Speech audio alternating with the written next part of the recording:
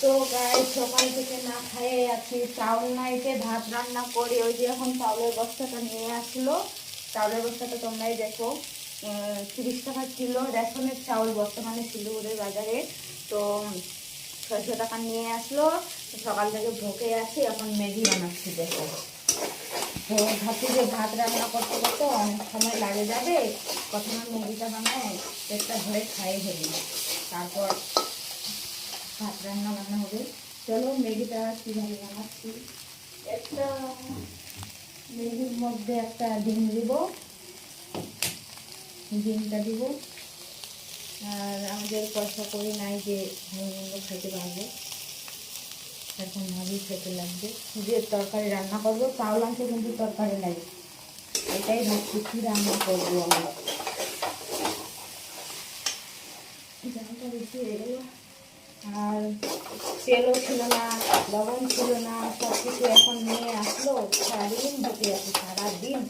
এই ছোটো মেয়েটা সকাল থেকে কিচ্ছু খায় নাই, কিচ্ছু খাওয়ার মতো কিচ্ছু নাই যে বানায় খাওয়াবো।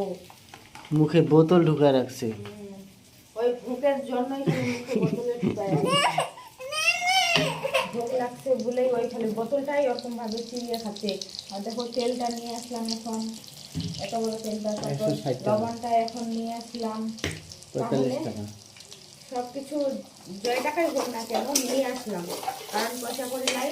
ওই যে 3000 টাকা দিয়ে কাজ করি, তো 2000 টাকা দিয়েছিল, 2000 কথায় আমার মাস্টার যে মানে তাকে পয়সা দিয়ে দিল, 1500 টাকা দিয়েছে। ওইটা দিয়ে মানে আজকে শুধু লবণ তেল নিল আর চালগুলো নিয়েই একদম 1500 টাকা শেষ করে দিল। তারপরে যে খাবে কি সেটাই ভাবছিলাম। তারপর রুম ভাড়া আসছে আমাদের 4000 টাকা।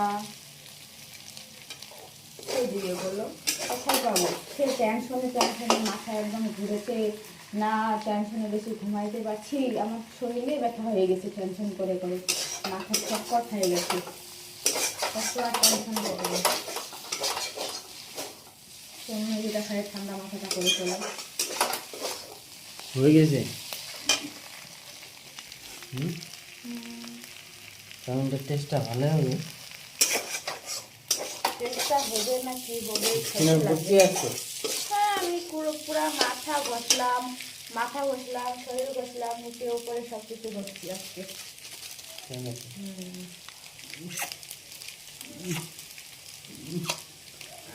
দাড়িগুলা ঠান্ডা